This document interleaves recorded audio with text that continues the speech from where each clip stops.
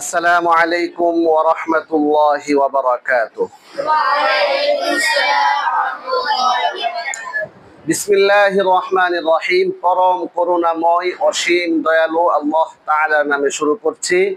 আমাদের আজকের ক্লাসের শিরোনাম হচ্ছে মানবের শক্তির পরিচয়, মানুষের শক্তির পরিচিতি। বলেন, মানুষের শক্তির পরিচিতি।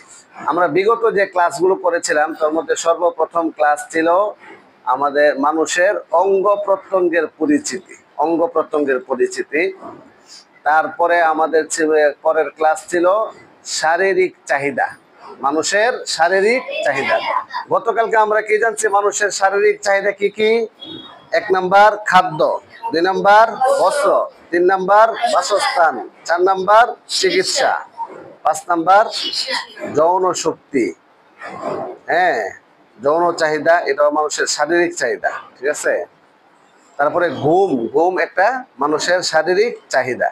যদিও বাসস্থানের মধ্যে, বাসস্থান বা আশ্রয়, সেটার মধ্যেও ঘুমকে প্রবেশ করানো যায়। তো আজকে আমরা জানবো মানবের শক্তির পরিচিতি। মানুষকে আল্লাহ পাক রব্বুল আলামিন কি কি শক্তি দান করেছেন, মানুষের মধ্যে কি কি শক্তি রয়েছে। তো মোটামুটি শক্তিগুলা আমরা পঞ্চ ইন্দ্রিয় শক্তি সেটা আলোচনা করেছিলাম। তারপরে রয়েছে 5টা অঙ্গে 5টা শক্তি, ব্রেইনে 12টা শক্তি, 2 হাতে 2টা শক্তি, 2 পায়ে 2টা শক্তি। এগুলো মোটামুটি মৌলিক শক্তি। দেখো তো কয়টা হয়? 5টা অঙ্গে 5টা শক্তি, ব্রেইনের মধ্যে 12টা শক্তি, কয়টা হলো? 17টা। আচ্ছা, 2 হাতে 2টা, 19, 2 পায়ে 2টা, 21। তাহলে আমরা মোটামুটি 21টা শক্তি বলতে পারি। হ্যাঁ, এবার আসেন একটা আমরা পরিচয়। এগুলো সবাই জানেন, শুধু জাস্ট একটু সিরিয়াল করে দিলাম। এটা বললে তার পরবর্তী যে অংশগুলো আমরা বলবো যে কোন অঙ্গ দ্বারা কি গুনাহ হচ্ছে, হ্যাঁ, ওইটা আমরা ফিক্সড করবো ইনশাল্লাহ। ছোট বড় সবাই আমরা যে অপরাধগুলো করে থাকি, যে গুনাহগুলো করে থাকি, সেটা কেন হয়, কিভাবে হয়, কোন অঙ্গের দ্বারা হয়। যেমন হাদিস শরীফে এক হাদিসে 2টা অঙ্গের হেফাজতের কথা আসছে। যেমন নজরের হেফাজত করা এবং লজ্জাস্থানের হেফাজত করা। আরেক জায়গায় আসছে জিহ্বার হেফাজত করা, জবানের হেফাজত আর অঙ্গে লজ্জাস্থানের হেফাজত। তাহলে জবানের হেফাজত বলতে কি বোঝায়, লজ্জাস্থানের হেফাজত বলতে কি বোঝায়, তারপরে এই অঙ্গ প্রত্যঙ্গের হেফাজত, নজরের হেফাজত। 3টা হেফাজত খুব গুরুত্বপূর্ণ হাদিসে হাইলাইট হয়েছে। সেটা কি? একটা হচ্ছে নজরের হেফাজত, জবানের হেফাজত, লজ্জাস্থানের হেফাজত। বলেন কয়টা হেফাজত ছিল? 3টা। 1 নাম্বার নজরের হেফাজত, সবাই বলেন 1 নাম্বার, 2 নাম্বার, 3 নাম্বার লজ্জাস্থান। এই 3টা খুবই গুরুত্বপূর্ণ, খুবই। এই 3টার কারণে অনেক গুনাহ হয়ে যায় এবং এই 3টা দ্বারা অনেক গুনাহ হয় এবং এর দ্বারা অনেক অপরাধ সংগঠিত হয়ে যায়। ছোটরাও এই সমস্ত অপরাধের সাথে জড়িত। বর্তমানে অধিকাংশ যারা ছোট্ট থেকে একটু বড় হচ্ছে, 8 বছর, 9 বছর, 10 বছর, 11, 12, 13, 14, 15, এই বছরগুলোতে যারা আছে আমরা, হ্যাঁ, আমাদের অনেক গুনাহ হয়ে যাচ্ছে, এমন অনেক রিপোর্ট, অনেক সংবাদ আমরা পাই। এ কারণে এক্ষেত্রে সাবধান, সতর্ক, সচেতন থাকতে হবে। আল্লাহ তাআলাকে ভয় করতে হবে, জবাবদিহিতার আওতায় আসতে হবে। আমরাও তোমাদেরকে জবাবদিহিতার আওতায় এবং তোমাদেরকে এই দেখাশোনা আমরাও করবো এবং তোমরাও সাবধান সতর্ক থাকতে হবে। এই জন্য শক্তির পরিচয়গুলো খুব জরুরি। আসেন, 5টা অঙ্গের নাম কি? আগের ক্লাসে বলা হয়েছিল। 5টি অঙ্গের নাম কি বলেন? বিশেষ 5টি অঙ্গ।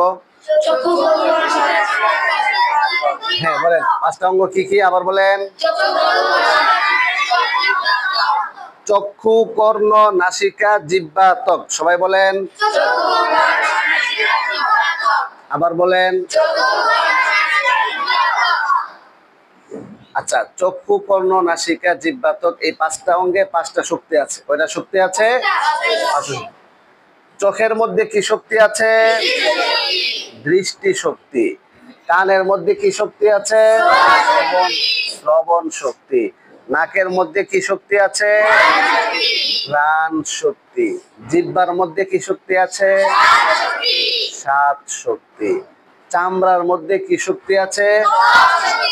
ত্বক শক্তি বা স্পর্শ শক্তি। যাটার নাম কি?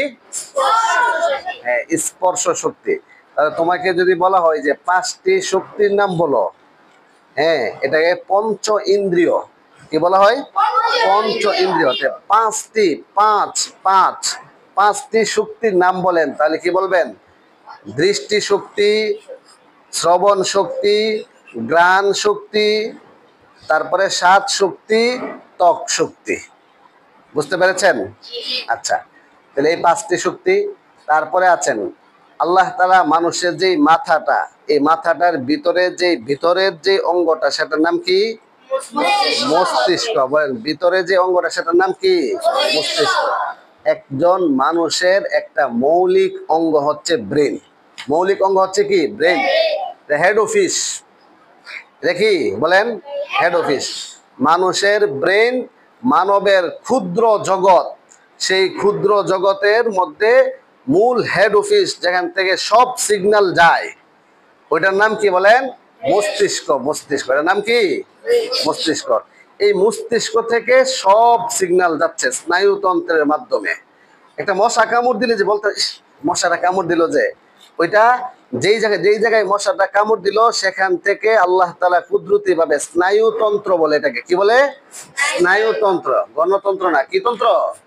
স্নায়ুতন্ত্র। সেই স্নায়ুতন্ত্র চিকন চিকন সুতার মতো, একদম সুতা আছে না, সুতা, সেই সুতা থেকেও আরো চিকন চিকন কিছু রগ এবং ব্রেনের সাথে কানেকশন আছে, সেখানে গিয়ে সিগন্যাল হয়। তারপরে উফ, এই যে উফ কথাটা যে আসে, ওই ব্রেনে সিগন্যাল লাগলে কি আসে? ওইটা আসে আর কি। বুঝছেন? তাইলে এটা হচ্ছে কি শক্তি? স্পর্শ শক্তি, ত্বক শক্তি। সেই ব্রেন আছে না, ব্রেন, এই ব্রেনের মধ্যে কয়টা শক্তি আছে বলেন? 12টা শক্তি। 12টা শক্তির মধ্যে 4টি শক্তির কথা বলা হয়েছিল। বলেন, এক নাম্বার শক্তি কি? বুদ্ধি শক্তি। তাহলে এক নাম্বার বুদ্ধি শক্তি, 2 নাম্বার চিন্তা শক্তি, 3 নাম্বার জ্ঞান শক্তি, 4 নাম্বার, হ্যাঁ, খেয়াল করেন, বুদ্ধি শক্তি, চিন্তা শক্তি, জ্ঞান শক্তি, তারপরে স্মরণ শক্তি। এই 4টা মৌলিক কয়েকটা শক্তি, এটা খুব ইম্পর্টেন্ট। বুদ্ধি যার আছে, হ্যাঁ, সে সমস্যা চিহ্নিত করতে পারে। যে চিন্তাশীল, যে চিন্তা করে, তাহলে সে অপরাধ থেকে সহজে বাঁচতে পারে। যারা চিন্তা করে, সে নতুন নতুন বিষয় আবিষ্কার করতে পারে। চিন্তার মাধ্যমে গুনাহ থেকে বাঁচতে পারে। চিন্তার মাধ্যমে তার শক্তি বৃদ্ধি হয়। চিন্তার মাধ্যমে তার জ্ঞান বৃদ্ধি হয়। চিন্তার মাধ্যমে আস্তে আস্তে দিন দিন উন্নত হয়। চিন্তার মাধ্যমে জীবন সুন্দর হয়। চিন্তার মাধ্যমে ভবিষ্যৎ লক্ষ্যে পৌঁছা সহজ হয়। চিন্তার মাধ্যমে কি হয়? ভবিষ্যতে লক্ষ্য পৌঁছতে সহজ হয়।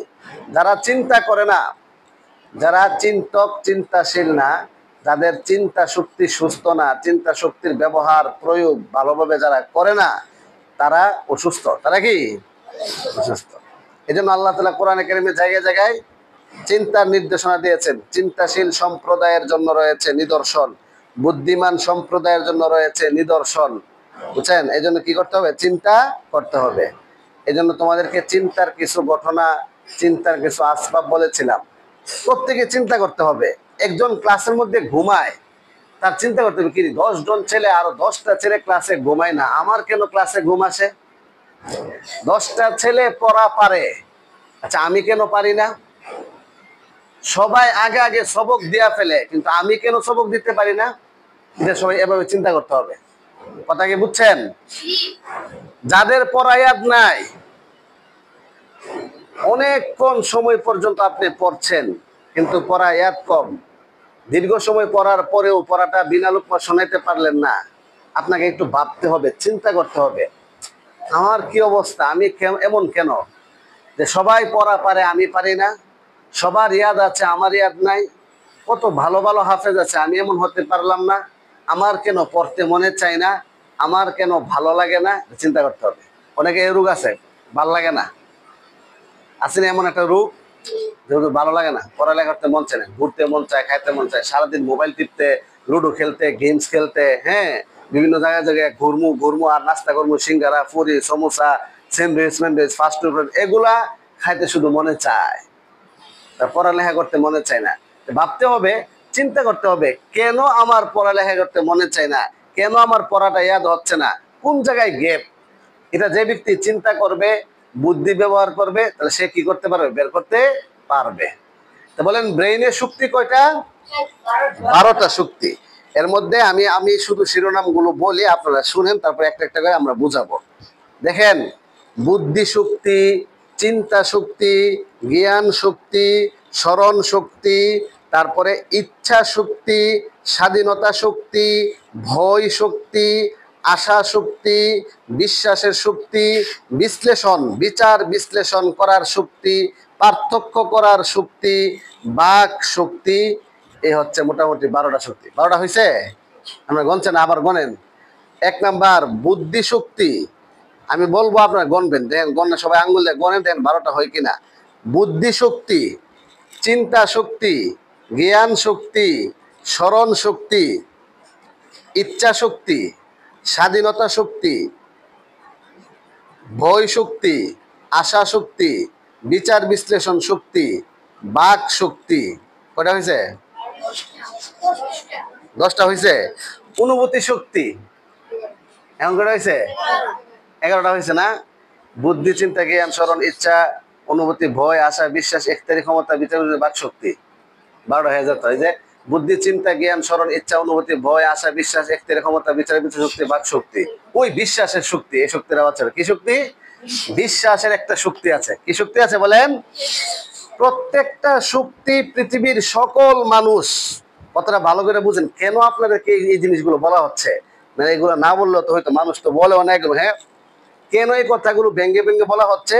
কারণ প্রতিটা মানুষ, মানুষ মানেই এই শক্তিগুলো তার আছে, জন্মগতভাবে, সৃষ্টিগতভাবে।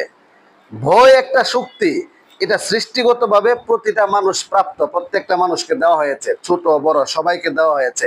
বিশ্বাস একটা শক্তি, প্রতিটা মানুষ সৃষ্টিগতভাবে প্রাপ্ত। বুদ্ধি, চিন্তা, জ্ঞান, স্মরণ সৃষ্টিগতভাবে প্রাপ্ত। ইচ্ছা শক্তি সৃষ্টিগতভাবে প্রাপ্ত।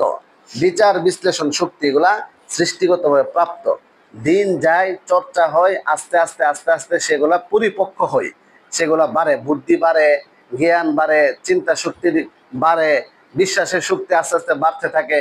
জ্ঞানের সাথে সাথে, জ্ঞান চর্চার সাথে সাথে, পড়ালেখার সাথে সাথে, মানুষের অভিজ্ঞতা, চাল চলন, পরিচালনা কিছু দেখার সাথে সাথে আস্তে আস্তে এই জিনিসগুলো কি হতে থাকে, বাড়তে থাকে।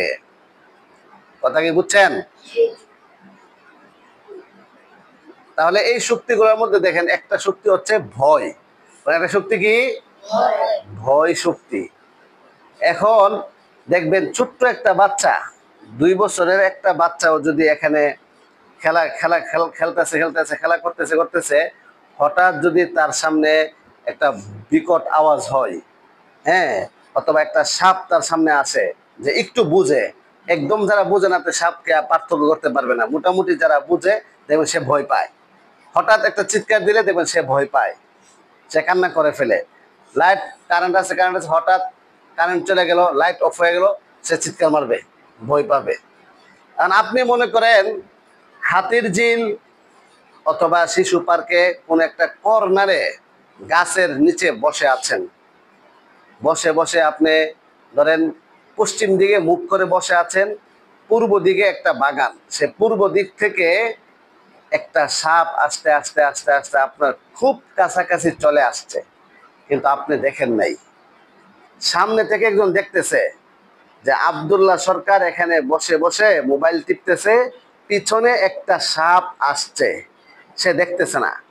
তখন সামনে থেকে একজন বলতেছে, খালেদ বলতেছে, এই এই সাপ সাপ সাপ সাপ।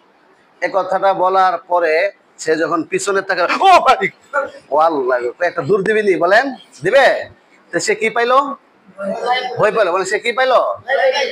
ভয় পাইলো। এবার ভয়ে কে কত পার্সেন্ট ভয় পাবে? এবার অনেকে বেশি পাবে, যার সাহস বেশি সে কম পাবে। হ্যাঁ, তা যা যে ভয়টা পাইলো, ভয় যে বেশি পায়, সে তার অবস্থাটা কি হবে? অনেকে ভয়ের কারণে ঝড় উঠে যায়। হ্যাঁ, অনেকে একা একা থাকতে পারে না। আমাদের কাছে অনেক ছাত্র বলে, হুজুর আমি তো রাত্রে একা একা থাকতে পারি না, আমার ভয় লাগে। কি লাগে? ভয় লাগে। সাপ দেখলে ভয় লাগে, কুমির দেখলে ভয় লাগে, হঠাৎ যদি বাঘ সামনে চলে আসে কি লাগে বলেন? ভয় লাগে। রাত্রে একা একা রাস্তায় চলতে কি লাগে? ভয় লাগে। আচ্ছা, এবার এটা হলো একটা ভয়। হ্যাঁ, আরেকটা বই তো এমন আছে যে তুমি পড়তেছো না, হ্যাঁ, হুজুর তোমার দিকে উস্তাদজি তাকিয়ে আছেন, হ্যাঁ, বা তুমি উস্তাদজি নাই, হ্যাঁ, বাহিরে গেছেন, তুমি দুষ্টামি করতেছো, দূর থেকে হুজুর দেখে ফেলেছেন। হ্যাঁ, এবার একটা বই কাজ করে, আহারে হুজুর মনে হয় আমার একটা মায়ের দিতে পারে। এটা একটা বই কিনা? হ্যাঁ, এটা একটা বই। একটা ছেলে দুষ্টামি করছে, ওই আসরের পরে দুইজনে খুব মারামারি করছে, ধাক্কা দিয়ে ফালাই দিছে, সে ব্যথা পাইছে। এখন ওই ছেলেটা উস্তাদজির কাছে এসে অভিযোগ করলো, বিচার দিল। এখন তার একটা ভয় কাজ করতেছে, আজকে চান্দু মায়ের একটা হইতে পারে। তো এখন এটা কি লাগে? ভয় লাগে না? এটা হচ্ছে বই শক্তি। বই শক্তিটা বুঝতে পারছেন? আপনারা ছোট দেখে এই কারণে আমরা সংজ্ঞা দিলাম না, উদাহরণ দিয়ে বুঝাইলাম যে বইটা কিভাবে লাগে। তো এই বইটা লাগে কোথায়? ব্রেনের মধ্যে লাগে। আপনার কি সমস্যা আছে? ঘুম ধরছে? সবাই সোজা হয়ে বসেন। হ্যাঁ, বইটা লাগে কোথায় বলেন? ব্রেনে, যে মস্তিষ্কে যে ভয় শক্তি আছে, এখানে কি বইটা মূলত লাগে। মানে আপনারা যদি বড় হইতেন, বা যারা এটা আরো বড় পড়াশোনা করেছে, যে তাদেরকে ভয় শক্তির সংজ্ঞা দিতাম। কিভাবে দিতাম? এইভাবে যে অনুভূতিশীল জগতে ইচ্ছার বিরুদ্ধে, ইচ্ছার প্রতিকূলে কম্পন সৃষ্টিকারী বিশেষ একটা শক্তিকে ভয় শক্তি বলে। আমরা ছোট মানুষ দেখে এই জন্য আপনার সংজ্ঞা দিচ্ছি না। এখানে যে 12টা শক্তি বা 21টা শক্তি, প্রত্যেকটা শক্তির আলাদা আলাদা সংজ্ঞা আছে। মানে এই সংজ্ঞাগুলো বললে আপনারা বুঝতে মনে রাখতে কষ্ট হবে, এই জন্য উদাহরণ দিয়ে দিয়ে বোঝাচ্ছি আর কি। অনুভূতিশীল জগতে, অনুভূতিশীল একটা জগৎ আছে।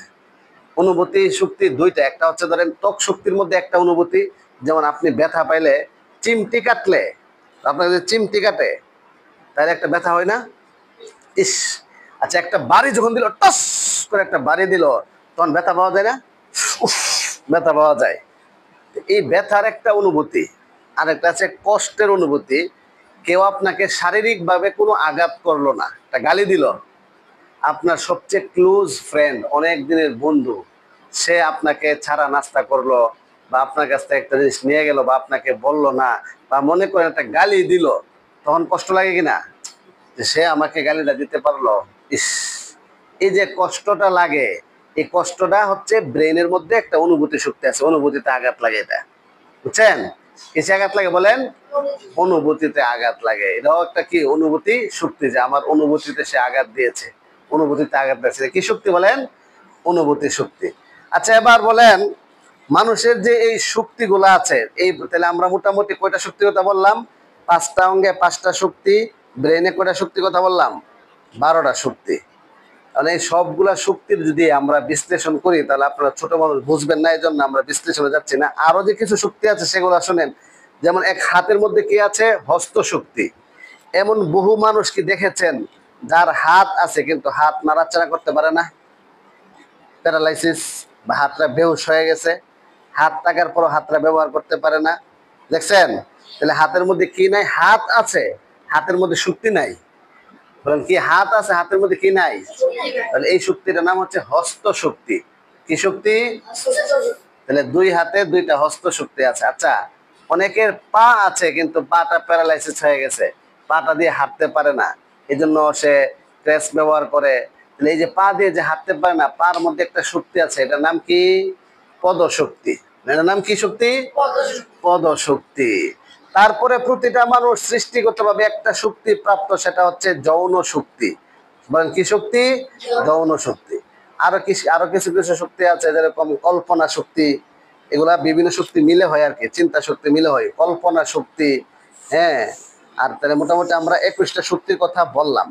ধীরস্থির ভাবে আস্তে আস্তে বড় হবে তোমরা, এই শক্তিগুলা তোমরা আস্তে আস্তে বুঝবে। কিন্তু এই কথা মনে রাখো, এই শুনেন, এই সবগুলো শক্তি কে দান করেছেন? আল্লাহ তাআলা দান করেছেন। এই প্রত্যেকটা শক্তি আল্লাহ তাআলার পক্ষ থেকে আমানত। বলেন আল্লাহ তাআলার পক্ষ থেকে কি? আমানত। প্রত্যেকটা শক্তি আল্লাহ তাআলার পক্ষ থেকে নিয়ামত। তাহলে শক্তি আল্লাহর পক্ষ থেকে নিয়ামত, শক্তি আল্লাহ তাআলার পক্ষ থেকে আমানত। আমানতের বিপরীত কি? খেয়ানত। বলেন আমানতের খেয়ানত করা যাবে? নিয়ামতের না শুকরিয়া করা যাবে? তাহলে নিয়ামতের শুকরিয়া আদায় করতে হবে। এবার বলেন নিয়ামতের শুকরিয়া আদায় কালিমাতুশ শুকর একবার আদায় করেন, বলেন আলহামদুলিল্লাহ। এবার আমানতের খেয়ানত না করা, ওইটার জন্যই প্রথম যে তিনটা কথা বললাম যে এই তিনটা জিনিস হেফাজত করবেন। 1 নাম্বার নজরের হেফাজত করবেন, 2 নাম্বার জবানের হেফাজত করবেন, 3 নাম্বার লজ্জাস্থানের হেফাজত করবেন। কয়টা হেফাজত হইল? 1 নাম্বার নজরের হেফাজত। আচ্ছা, নজরের হেফাজত কিভাবে করে? রাস্তা দিয়ে হাঁটছেন, সুন্দরী একটা মেয়ে যাচ্ছে, ওইদিকে কি তাকিয়ে থাকবেন? তাকানো কি হবে বলেন? গুনাহ হবে কিনা? এমন গুনাহ হবে, হাদিস শরীফে নিষেধ আসছে, কোরআনে নিষেধ আসছে। অনেকে আছে যদি একসাথে যায়, 5-7 হুজুর থাকে, উস্তাদজি থাকেন, তাহলে সে তাকা না, কিন্তু এভাবে কোন ইচ্ছে তাকা, কোন ইচ্ছে এভাবে তাকাইছে, একদিকে কিন্তু চক্ষুটা ঘুরে ওইভাবে তাকাইছে, সেটাও কি হবে? খেয়ানত হবে। সেটা কি হবে? খেয়ানত হবে। আল্লাহ তাআলা কোরআনে বলছেন ইয়ালামু খাইনাতাল আয়ুনি ওয়া মা তুফিস সুদূর, যে আল্লাহ পাক রব্বুল আলামিন এমন সত্তা যে আল্লাহ তাআলা জানেন আপনার চোখের যে খেয়ানত করছেন সেটা আল্লাহ তাআলা জানেন। ওয়া মা তুফিস সুদূর, মনে মনে কি খারাপ খারাপ কল্পনা করছেন, হ্যাঁ, কখন ভেগে চলে যাবেন, কখন উস্তাদজি ঘুমাবে, কখন উস্তাদজি চলে যাবে, আর আপনারা দুইজন মিলে হাঁটতে বের হবেন, আপনারা দুইজন মিলে দুষ্টুমি করতে যাবেন, এই যে মনে মনে কল্পনাগুলো করেন, এই সবগুলো কে জানেন? আল্লাহ তাআলা জানেন। এই জন্য খুব সাবধান, খারাপ জিনিস চিন্তা করা যাবে না, খারাপ জিনিস গুনাহের কল্পনা করা যাবে না, অন্যের ক্ষতি করার কল্পনা করা যাবে না, আরেকজনের সাথে ঝগড়া করার কল্পনা করা যাবে না। এইটা হচ্ছে কি নজরের হেফাজত। খারাপ জিনিস দেখা যাবে না। এখন মোবাইলে যদি খারাপ খারাপ ছবি দেখেন তাহলে কি হবে? গুনাহ হবে। বলেন মোবাইলে খারাপ খারাপ ছবি দেখলে গুনাহ হবে। এমন গুনাহ হবে যেই চক্ষু দিয়ে এই খারাপ খারাপ জিনিসগুলো দেখা হয়েছে, কাল হাসরের ময়দানে এমন গরম পানি বা সীসা গরম করে সেই চোখের মধ্যে ঢেলে দেওয়া হবে। বলেন নাউজুবিল্লাহ মিন যালিক। তখন কেমন কষ্টটা হবে? এই কারণে বলেন নজরের হেফাজত করতে হবে কিনা? আজকে নিয়ত করেন যতদিন বেঁচে থাকি চক্ষু দিয়ে আর কোনোদিন গুনাহ করব না, খারাপ জিনিস দেখব না, খারাপ ছবি দেখব না, বেপরদিগি যে সমস্ত মেয়েরা চলে তাদেরকে আমরা দেখব না। ঠিক আছে ইনশাআল্লাহ? এটা হচ্ছে কি চোখের হেফাজত। 2 নাম্বার জবানের হেফাজত। কিসের হেফাজত? জিহ্বার মধ্যে কি শক্তি আছে? 7 শক্তি। আরেকটা শক্তি আছে, সেটা কি বলেন? বাক শক্তি। কি শক্তি? বাক শক্তি, কথা বলার শক্তি, কথন শক্তিও জিহ্বার মধ্যে আছে। জিহ্বার হেফাজত, জবানের হেফাজত এর অর্থ হচ্ছে অন্যের দুশ্চর্চা করব না, গীবত করব না, কাউকে গালি দিব না, কাউকে অপমান করব না, কাউকে হেয় প্রতিপন্ন করব না, ভদ্র ভাষায় কথা বলবো, অভদ্র ভাষায় কথা বলবো না, কাউকে কটাক্ষ করে কথা বলবো না। এটা হচ্ছে জবানের হেফাজত। বুঝছেন? কারণ কেউ যে গালি দেয়, অনেকে গালি দিবে, ওই বুড়ি ছেল্লা, ওই ল্যাংরা, ওই কানা, হ্যাঁ, ওই খাটাস, তোরে চিনি না, ওই খাটাস, ওই ল্যাংরা, ওই বুড়ি ছেল্লা, ওই নোয়া খাইল্লা, এগুলা কি ভালো?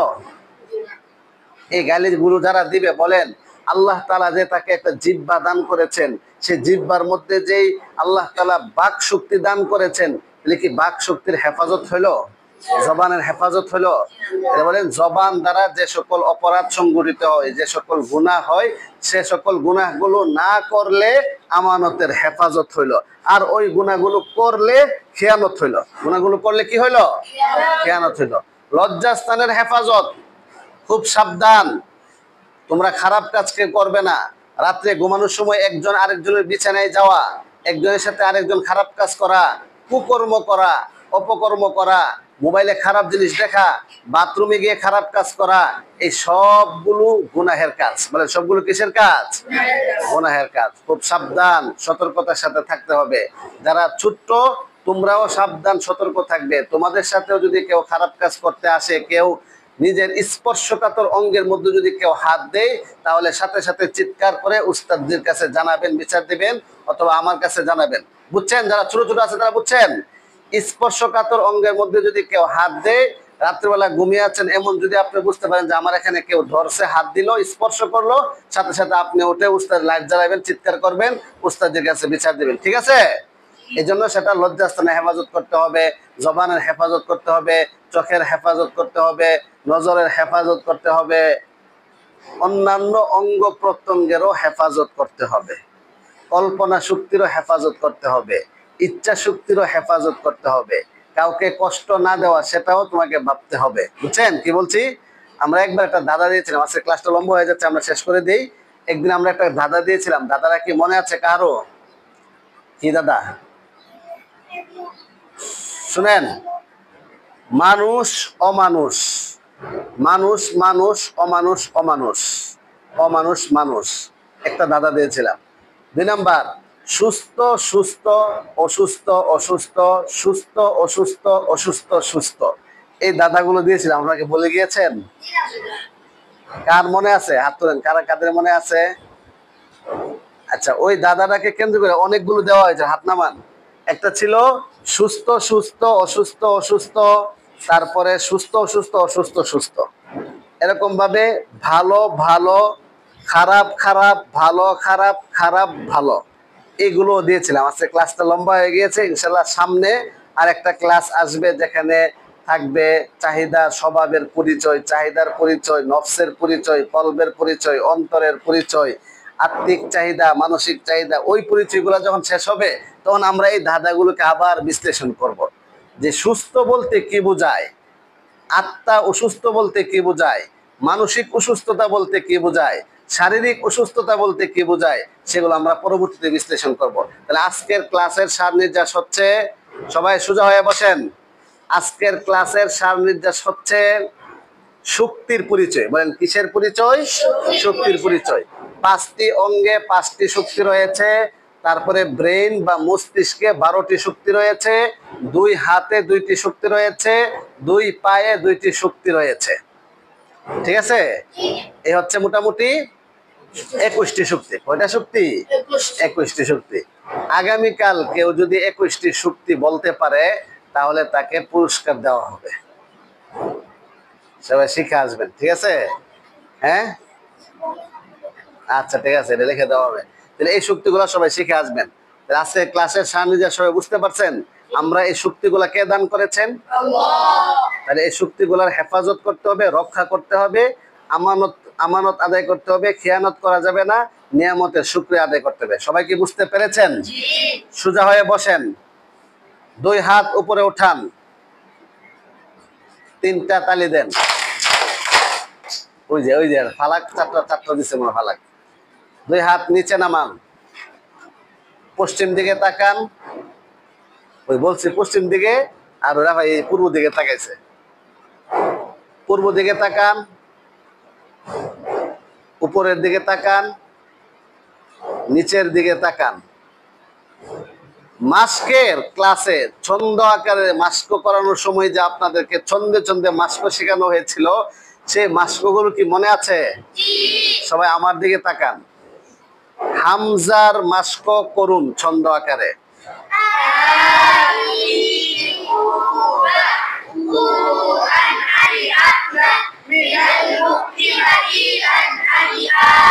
যারা নতুন আসছে এই ক্লাসগুলো যারা করে নাই, মাস্কের ক্লাসগুলো, এই ছেলেটা চুপ করে বসে বলতে পারে নাই, তার মানে সে এটা বুঝে না, জানে না। صاد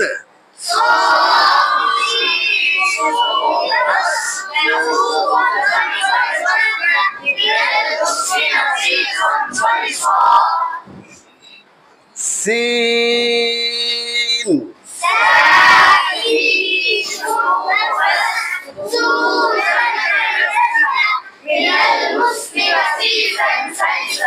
তোমার নাম কি? হ্যাঁ, রাফি। রাফি, আব্দুল্লাহ রাফি না?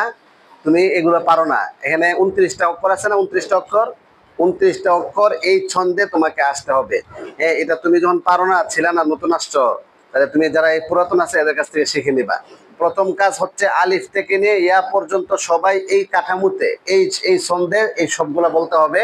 এরপরের কাজ হচ্ছে প্রত্যেকে যার যার নাম, যেমন মনে করো খালেদ, তাহলে খালেদের খ দিয়ে, তারপরে হামজা দিয়ে, আলিফ দিয়ে, লাম দিয়ে, দাল দিয়ে, প্রত্যেকে যার যার নাম দিয়ে এটা মাশরুক করে রাখবেন। হঠাৎ জিজ্ঞাসা করতে পারি যে খালেদ কামরুল দাঁড়ান, আপনি কফ দিয়ে ছন্দটা বলেন, তখন বলতে হবে। বুঝতে পেরেছেন? সবাই কি বুঝতে পেরেছেন? ক্লিয়ার? ওয়াজিহ? ঠিক আছে, আজকের মতো এখানে ক্লাস সমাপ্তি করা হলো। সবাই আগামীকাল ইনশাল্লাহ আবারও আসবেন। আবারও আমরা ইনশাল্লাহ আগামীতে আরেকটি গুরুত্বপূর্ণ ক্লাস করেই পরবর্তীতে ক্লাসগুলো শেষ হলে আমরা ইনশাল্লাহ আবারও সেই গল্পের ক্লাসে চলে যাব। আল্লাহ তাআলা আমাদের সবাইকে নিজের জীবন পরিবর্তন করা, জীবনকে সুন্দর করা, লাইফস্টাইলকে ভালো করা, ইহকাল পরকাল দুনিয়া আখেরাতকে সুন্দর করার তৌফিক দান করুন।